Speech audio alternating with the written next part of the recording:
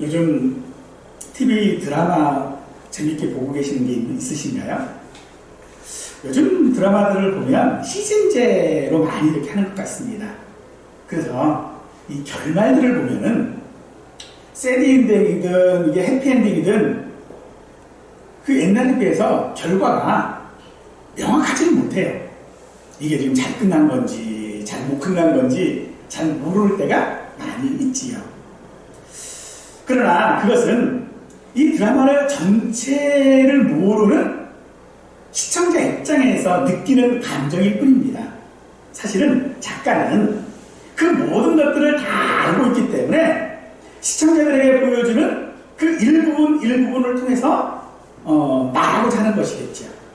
하지만 장인 코끼리 만지기라고 하는 말이 있는 것처럼 한 번도 보지 못한 어떤 대상에 대해서는 아무리 설명을 해도 그 모습이 잡히지 않는 것처럼 전체를 보지 못하면 아무리 만져보아도 코끼리의 모습을 생각할 수가 없는 것처럼 드라마 역시도 전체를 보지 못하면 부분을 가지고는 우리가 이렇다 저렇다 이야기하기가 참 어렵지요. 우리 성도들의 삶도 사실은 마찬가지입니다. 오늘 우리들도 우리 내 인생이지만은 내 인생의 전부를 우리는 모릅니다. 그러다 보니 이 내 인생의 이 드라마가 어떻게 끝날지를 우리는 잘 짐작을 못하는 것이지요. 하지만 우리는 그것 때문에, 즉 내가 다음 거를 알지 못한다라고 하는 것 때문에 어쩌면 소망이 있는 것인지도 모릅니다. 이것이 결론으로 끝나버린다면, 이게 결론이라면 우리에게 소망이 없지요. 하지만 지금 나의 형편이, 지금 내 상황이 아무리 절망적이라 할지라도 결코 그것이 나의 마지막 엔딩이 아니기 때문에 우리에게는 언제나 소망이 있는 줄로 믿습니다. 오늘로써 욥기를 마치게 되어집니다. 그런데 이 욥기가 우리가 기대하는 것만큼 그리 해피엔딩인 것 같지는 않습니다. 욥기는 42장으로 구성되어져 있는 성경 중에서도 그래도 상당히 긴 쪽에 속하는 성경입니다. 그러나 그런 분량에도 불구하고 조금 답답함도 있고요. 뭔가가 좀 석연치가 않습니다. 처음에 욥에게는 양 7,000, 낙타 3,000, 소 500결이, 암낙이 500마리가 있었는데 오늘 결론에 와서 욥은 처음보다 갑절을 더 받았는데 양 14,000마리, 낙타 6,000마리, 소 1,000결이, 암낙이 1,000마리, 그리고 아들 7과 딸 3을 얻었습니다. 하지만 이 갑절의 복이 끝이 나면, 그리고 지금까지 그 모든 고난들을 견디고 참고 인내한 보상이라면 그럼 됐지 뭐. 하기에는 그동안 욥이 살아온 삶이 조금은 억울할 것 같습니다. 우리는 나름대로 하나님을 잘 믿는다고 생각했는데 어떤 생각지도 못한 엄청난 고난을 겪게 되면 도대체 왜 이런 일이 나에게 일어나는지 우리는 도무지 이해하기가 어렵습니다. 하지만 욥은 처음에 하나님이 자기같이 작은 사람에게 그렇게 관심을 가지는지 그 사실을 믿지 못했지만 그것이 사실임을 알게 되었을 때에 그는 자기 삶 가운데 있는 고난이 더 이상 두렵지 않게 되었고 이해할 수 있게 되었으며 그리고 하나님께 질문을 하게 되었던 것입니다. 욥은 하나님께 물었습니다. 그 묻는 것은 굉장히 좁은 신앙인의 모습이라고 볼 수 있을 것입니다. 욥기를 마치면서 내 생각을 가지고 고난과 복을 연결하고 판단하는 그런 잘못을 깨달을 수 있기를 간절히 축원하겠습니다. 욥은 하나님이 복을 주셨기 때문에 복을 받았다면 하나님이 주시는 재앙이라면 그건 역시도 받아야 한다라고 했습니다. 하지만 그렇다고 욥이 힘이 들지 않았던 것은 결코 아니었습니다. 욥은 너무 힘들어서 죽고 싶다고 탄식했습니다. 욥이 재앙을 이해했다고 해서 의문이 없었던 것도 아닙니다. 왜 의인이 고난을 겪어야 하는지 의문이었고 왜 하나님은 의인에게 고난을 주시는지 욥은 의문이었습니다.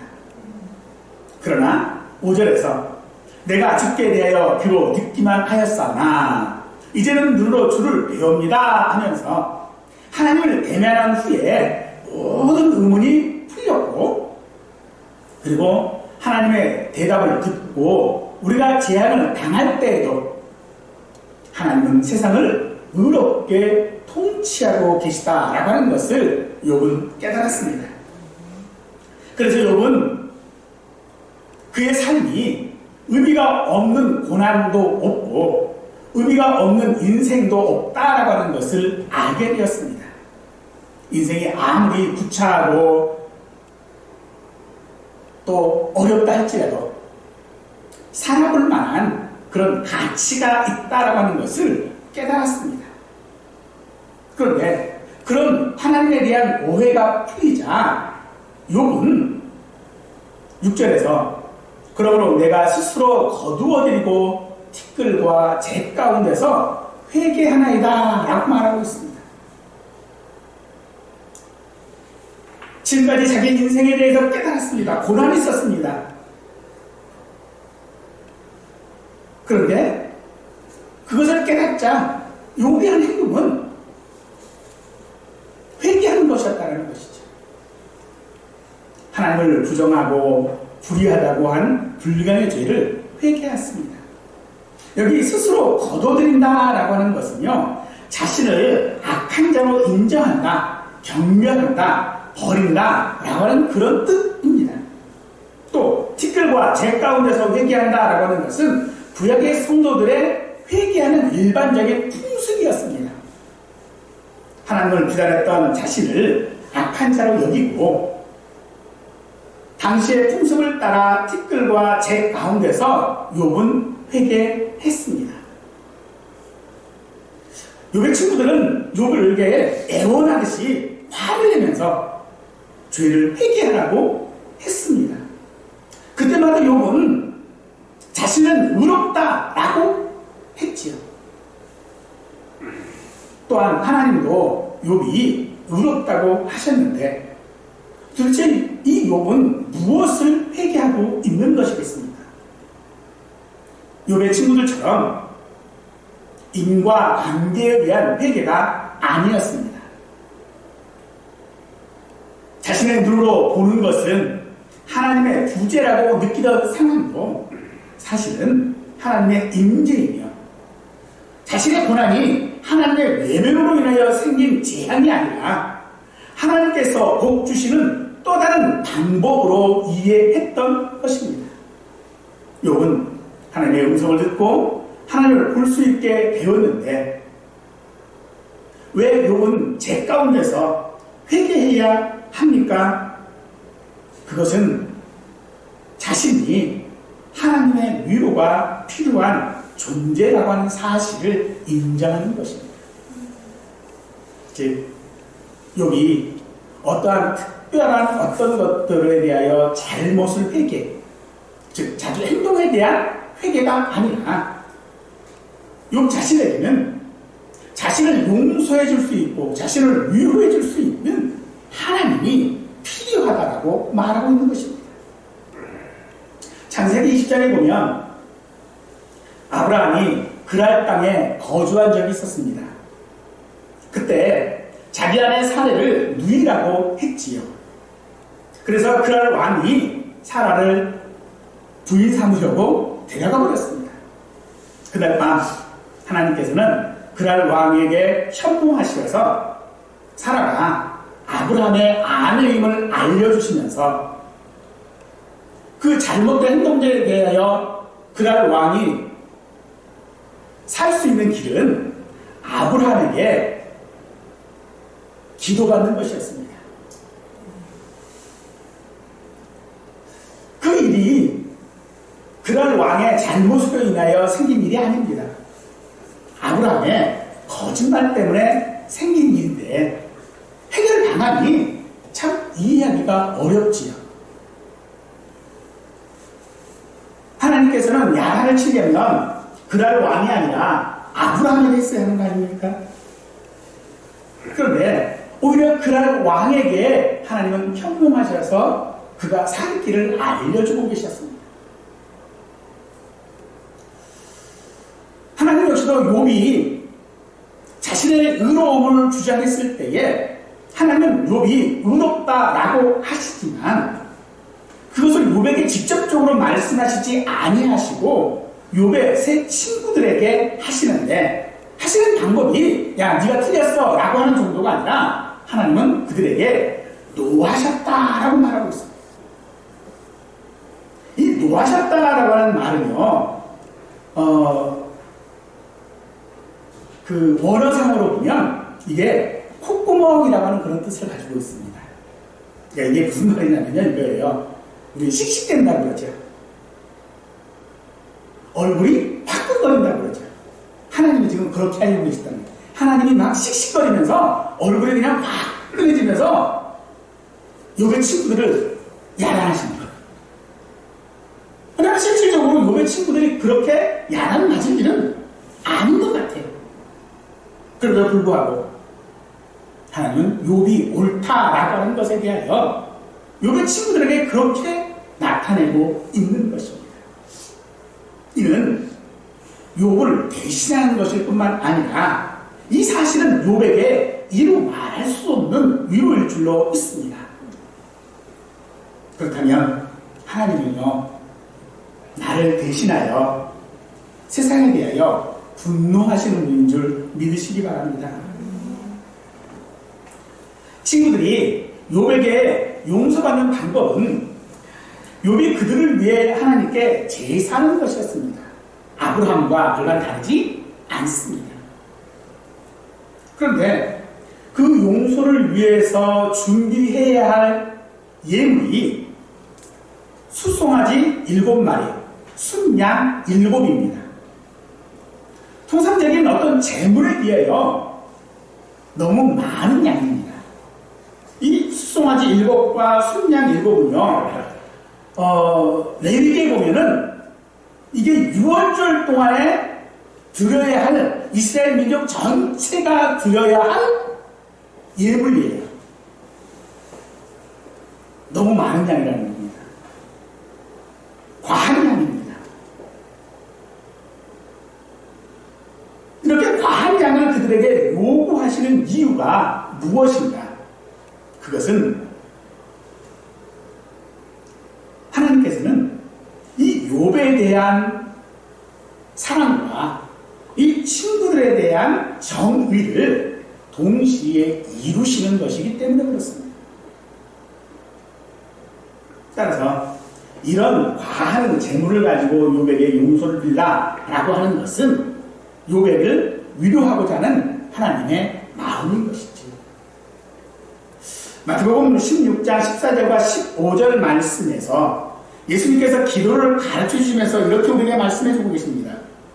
너희가 사람의 과실을 용서하면 너희 천국에서도 너희 과실을 용서하시려니와 너희가 사람의 과실을 용서하지 아니하면 너희 아버지께서도 너희 과실을 용서하시지 아니하시리라 라고 말하고 계시죠. 욥은 친구들을 위하여 친구들이 가져온 그 예물을 가지고 하나님께 제사합니다. 그렇게 함으로써 욥은 친구들이 자기에게 잘못한 것을 용서해야 했습니다. 욥은 친구들이 자기를 죄인이라고 몰아붙였을 때에 너무 억울했죠. 하지만 아무리 억울하다 할지라도 그들이 하나님 앞에서 용서를 구할 때에 용서해야 하는 것입니다. 그동안 그 가슴 속에 맺힌 슬픔이 다 풀리지 않는다 할지라도 용서해야 합니다. 그래야 하나님께서도 욥을 기뻐하시고 욥의 마음도 분명히 풀릴 것입니다.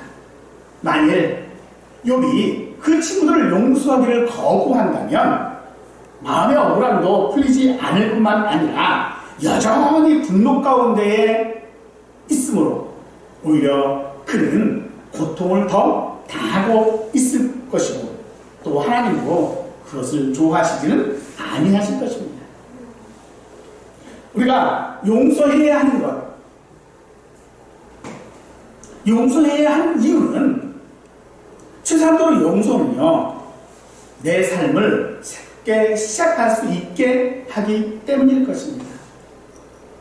용서함으로써 과거의 내 삶이 아니라 내일로 가는 힘을 얻게 된다는 것입니다. 그러므로 용서는 끝이 아닙니다. 용서로 우리의 삶이 끝나는 것이 아니고 새롭게 시작되어지는 것이라는 것입니다. 사랑하는 성도 여러분, 누군가를 용서해야 한다면 기꺼이 용서하실 수 있기를 바랍니다.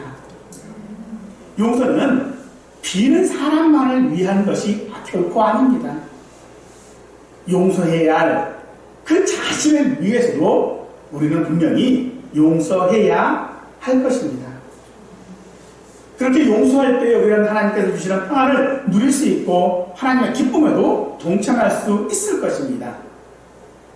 우리에게 죄를 지은 사람이 그 죄를 깨닫고 용서를 빌 때 우리는 예수님의 마음을 가지고 용서해야 하는 것입니다.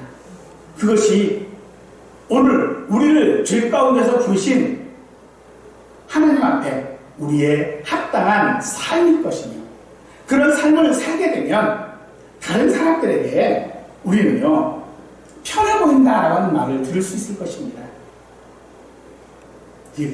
용서하지 못하면 아무리 내 삶이 내 형편이 좋아진다 할지라도 우리는 편해 보이지는 않을 것입니다. 하지만 분명 내가 어려운 가운데 있고 힘든 가운데 있으면서도 얼굴 쓰기 좋다라고 하는 말을 들을 수 있는 것, 그것은요 용서인 줄 믿으시기 바랍니다. 무엇을 용서해야 될까요? 나를 억울하게 했던 것들, 내가 불평했던 것들, 그 모든 것들을 우리는 용서할 때에 비로소 우리는 하나님 앞에 기쁨으로 살 수 있을 줄로 믿습니다.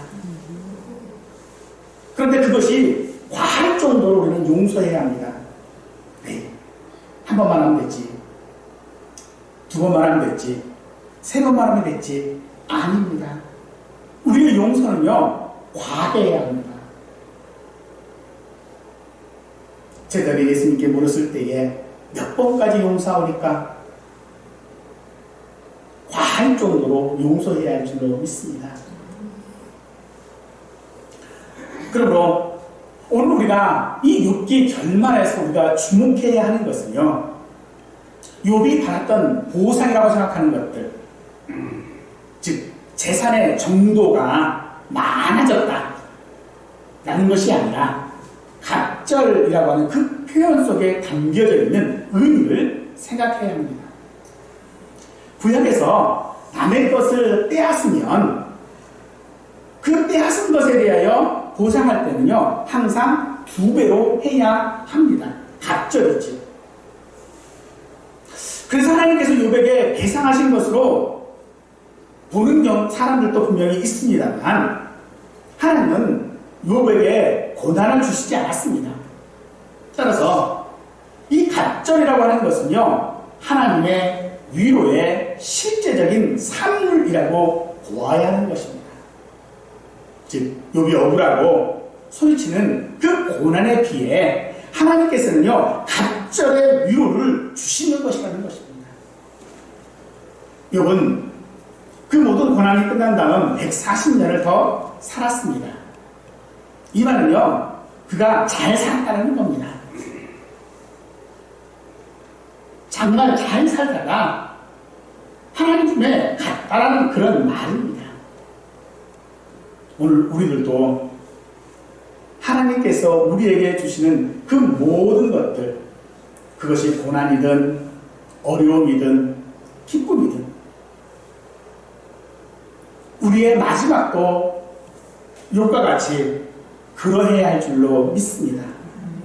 그러므로 지금의 보다도 각절의 은혜와 위로가 우리 삶 가운데서 있어질 수 있기를 간절히 축원하겠습니다. 욥은 고난을 겪은 욥은 각절의 위로를 받았습니다. 그렇다면 하나님께서도 우리를 위로하시지 않을까요? 하나님께서도 우리를 축복하지 아니하실까요? 저는 분명 하나님은 성도인 우리들, 연약한 우리들, 하나님 앞에 그저 잘 몰라서 불평하는 우리들에게 분명 위로하시고 복 주실 줄로 믿습니다. 우리도 위로하시고 축복하신다라고 하는 것을 믿고 어려움이 있다고 할지라도 주를 믿는 것을 포기하지 않아야 합니다. 그러나 한 가지 의문이 드는 것은 그것입니다. 회복시키실 것인데 분명 위로하시고 복 주실 것인데 도대체 어려움은 왜 주시는 것인가 하는 것입니다. 욥이 회복된다고 해서 그가 겪었던 아픔이 사라질까요?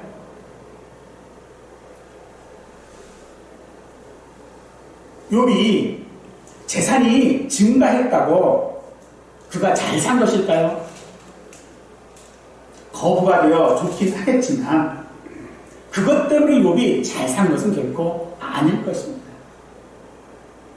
욥은 처음 고난을 당할 때에 그의 자녀, 아들 7과 딸 3을 한꺼번에 잃었습니다. 그리고 다시 회복된 다음에 똑같은 수의 자녀, 아들 7과 딸 3을 얻었습니다. 그러나 새로운 자녀들이 있다고 해서 이미 죽은 자녀들을 대체할 수는 없습니다. 왜 하나님은 다른 것들은 다 갑절을 주셨어요. 만약 하나님께서 주시는 그 갑절이 그것이 고난에 대한 보상이라면 자녀 역시도요 10명이 아니라 20명을 주셔야 했습니다. 그런데 자녀가 똑같잖아요. 자녀는 지금 똑같은 그냥 처음에 있었던 자녀 숫자 그대로예요. 특이한 것은요. 처음에는 밝히지 않았지만 나중에 와서 이 딸들의 이름을 밝히고 있어요. 아들들의 이름을 안 밝혀요. 근데 딸들의 이름을 밝히고 있어요. 첫째는 미마, 비둘기라고 하는 그런 뜻이고요. 둘째는 그시야, 향나무라고 하는 뜻이고요. 셋째 딸은 게렐합복이라고 하는 말인데 이는 화장하다라고 하는 그런 말입니다. 지금 이 말들을 다 합쳐보면 그거예요. 아름다웠다라는 거예요. 욥의 딸들이 아름다웠다라고 좀 얘기를 하고 있어요. 결국은 하나님께서 이 딸들의 이름만 밝히고 있는 이유는요. 욥에게 있어서의 갑절이라고 하는 의미는 앞에서 죽은 자녀들을 포함한, 즉 그가 겪었던 모든 그 어려움들, 고난들을 다 포함한 것이 결국은 그것이 하나님의 아름다운 위로라고 하는 것으로 말하고 있는 것입니다. 욥은 140년을 살면서 자손 4대를 보았다라고 합니다. 이 140년이 욥이 죽은 나이인지, 욥이 1살서부터 140까지 살았었다라고 하는 얘기인지, 아니면 지금까지 살아온 것 빼고 앞으로 140년을 더 살았다라고 하는 것인지 사실은 불분명합니다. 그러나 이 표현은요, 우리가 창세기에서 에녹을 보는 것과 같습니다. 에녹이 300년을 하나님과 동행하며 살았다라고 하는 그 표현과 같은 표현이라는 것입니다. 따라서 사랑하는 성도 여러분, 오늘 우리의 삶이 보상이 아닌 위로를 받고 우리의 삶을 하나님께 맡김으로써 하나님께서 허락하시는 그 각자의 복을 통해 기쁨과 감사 가운데 살아갈 수 있기를 축원합니다. 그런 점에서 친구들에게 분에 넘치는 그런 요구를 하신 건 역시도 욥의 억울함을 풀어주실 뿐만 아니라 욥을 위로하신 것 가운데 하나로 볼 수밖에 없는 것입니다. 이런 사실들을 보면 하나님이야말로 진정으로 욥을 위로한 자였습니다. 욥의 마음을 따뜻하게 하시고 그의 인생을 아름답게 하시는 분이었습니다. 모든 물질보다 더 큰 위로가 되셨고 자식보다 더 큰 위로가 되시는 분이 하나님이셨습니다. 우리가 믿는 하나님도 진정 우리의 위로자요 영원한 위로자인 줄 믿으시기 바랍니다. 그러므로 사는 것이 힘들고 지칠 때가 우리에게 있겠지만 하나님을 경외하는 믿음으로 사시길 바랍니다. 도무지 이해가 되는 일이 되지 않는 그런 일을 우리가 당한다 할지라도 하나님이 안 계신 것들 같은 때가 있을지라도 그런 날에도 나와 함께 하시고 나를 지키시고 위로하시는 하나님을 믿으시기를 축원하겠습니다. 우리의 삶은 고난은 하나님의 뜻이라고 하기에는 너무 혹독하고 때로는 끔찍할 때도 있습니다. 그러나 그런 모든 일들을 너무 쉽게 그것이 하나님의 섭리라고 하면 참 하나님은 잔인한 분이 될 수밖에 없지. 세상의 모든 일들은 하나님의 뜻대로 이루어지고 우리는 또 그렇게 일반적으로 믿고 있습니다만 지금 내가 당하는 이 불행들, 이 어려움들, 이 고난이 하나님의 뜻에 따라 하나님의 뜻대로 일어나는 것은 아니라는 것을 믿으시기 바랍니다. 혹 그것이 사실이라 할지라도 우리는 결코 고난당하는 사람에게 그런 말을 하면 안 될 줄로 믿습니다. 하나님의 뜻에 따라 되어지는 것이 맞지만 하나님이 그것을 계획하시고 실천하시는 분은 아니라는 것입니다.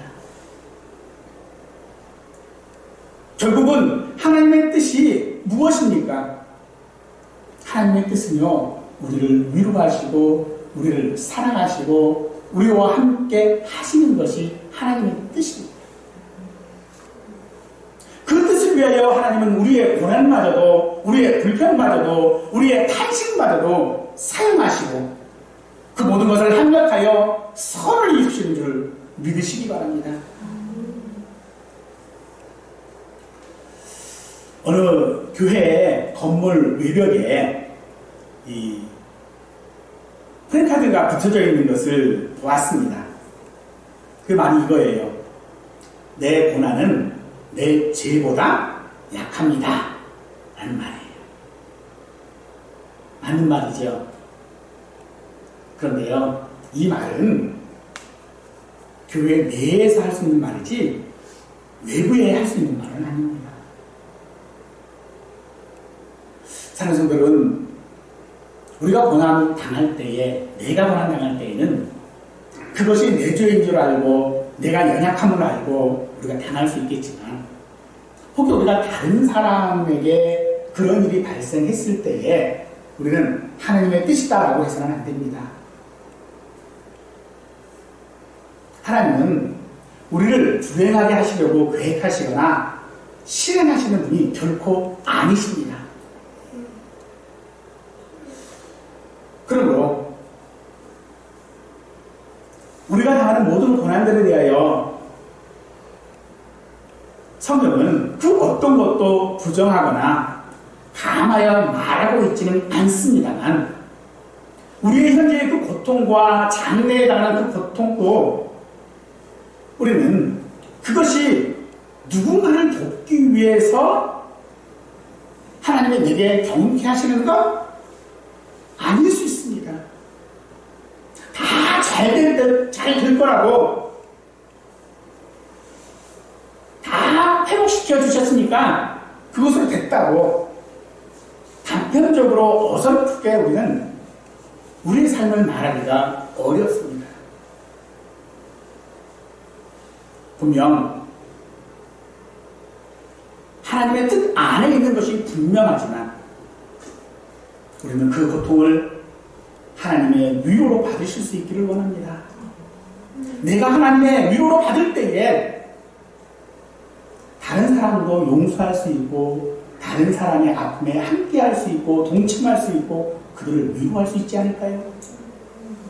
하나님은 우리에게 고난 가운데 서기를 원하시는 이유가 바로 거기에 있는 것입니다. 단지 내 고난에 막혀서 내 감정에 빠져서 살아가는 삶이 아니라 오히려 이 고난이, 이 어려움이 결국은 하나님의 위로인 줄을 깨달았을 때에 그것이 참으로 우리에게 소망이 되어질 수 있다는 것입니다. 욥기의 전체적인 제목을 저는 연단은 소망을 이라고 하는 제목으로 잡았지요. 그렇습니다. 오늘 우리에게 있는 것이 고난이든 연단이든 그것은 우리에게 소망인 줄 믿으시기 바랍니다. 결국 욥의 문제가 해결된 것이 아니었습니다.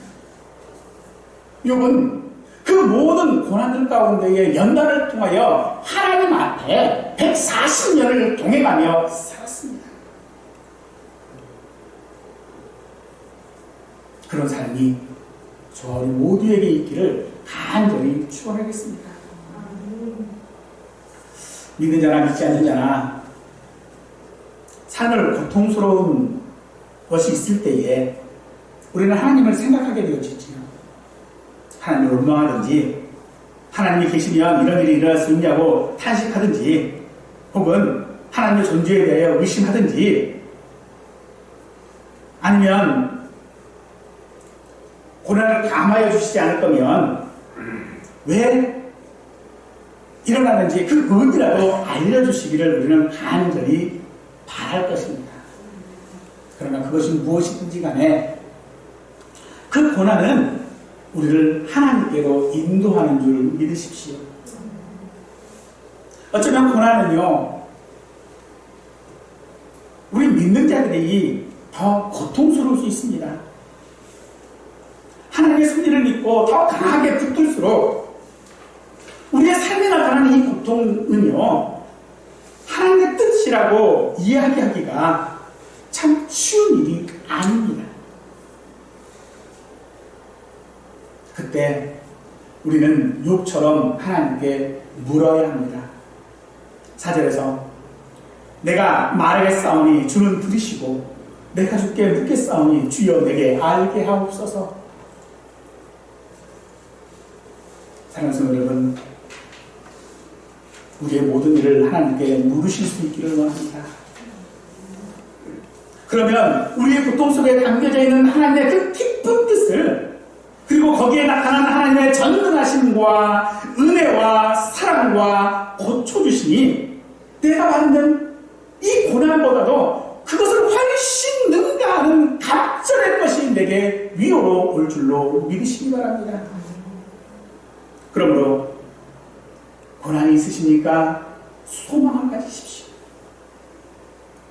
하나님의 위로가 있음을 기대하십시오. 오늘 내게 하나님의 은혜가 넘칠 줄로 믿게 될 것입니다. 고린도후서 1장 7절 말씀에 너희를 위한 우리의 소망이 견고함은 너희가 고난에 참여하는 자가 되고 참여하는 자가 된 것 같이 위로에도 그러할 줄을 알미라 라고 합니다. 바울은 고난 가운데 있는 고린도 교인들을 격려할 수 있었던 것은 그에게 소망이 있었기 때문이었습니다. 소망이라고 하는 것은요, 강한 확신을 의미합니다. 그런데 고린도 교인들에 대한 바울의 이 소망이 무엇인지는 밝히고 있지는 않습니다만, 바울은 그것이 견고하다라고 지금 말하고 있는 것은 자기 경험으로 하나님의 자비와 위로가 주어진다는 것을 알기 때문이었습니다. 그래서 그는 고린도 교회를 향하여 또 고난 가운데 소망이 끊어진 것 같은 우리들을 향하여 하시는 말씀이, 너희를 위한 우리의 소망의 견고함은 너희가 고난에 참여하는 자가 된 것 같이 위로에도 그러할 줄을 알미라. 하나님의 위로가 있는 것이 그의 소망이 된 것입니다. 우리의 현실의 삶 속에서 그리스도의 고난에 참여하는 자는요, 틀림없이 하나님의 위로가 넘칠 것이고 결국 거기에는 확고한 소망이 될 줄로 믿으시기 바랍니다. 우리의 삶에 십자가와 같은 고난이 있다고 할지라도 하나님의 주권 아래에 있다는 것을 우리는 믿어야 합니다. 우리에게 일어나는 그 어떤 일도 하나님의 은혜의 계획 속에서 우리를 향하여 하나님의 허락하신 하나님의 의도와 하나님의 계획이 있음을 우리는 믿는 자만이 고난을 새롭게 바라볼 수 있을 것입니다. 설사 세상의 그 어떤 도움으로 우리의 고통이, 우리의 고난이 끝나고 우리의 삶이 성공한 삶으로 살았다 할지라도 그 속에 하나님의 위로가 없다면 그것은 풍성한 삶이 아닌 그저 육체의 삶으로 끝나버리고 말 것입니다. 때로 우리의 모든 것들이 망했다고 생각되는 그 시간까지 하나님의 예정 속에 있으며 하나님의 시간 속에서 하나님의 명예와 이름이 높임을 받으시기 때문에 우리가 하나님을 믿으면 비록 고통이 찾아온다 할지라도 우리는 세상에서 가장 영광스럽고 복된 삶을 사는 자들인 줄 믿으십시오. 그래서 성도의 고난은 결코 나쁜 것만은 아닙니다. 그 고난이 끝난 후에 우리의 삶이 순금같이 정금같이 나오는 줄 믿으십시오. 그러므로 어떤 상황도 십자가를 통한 하나님의 위로에서 우리를 제외시킬 수 없습니다. 그것을 아는 것이 복이고 믿음입니다. 백문이 불여일견이라고 하는 말이 없다 할지라도 우리가 하나님을 볼 수만 있다면 그것은 기적입니다. 사랑하는 성도 여러분, 우리의 이해와 기대를 넘어서는 하나님의 위로를 소망하는 그 기적이 우리 삶에 날마다 있기를 간절히 축원하겠습니다.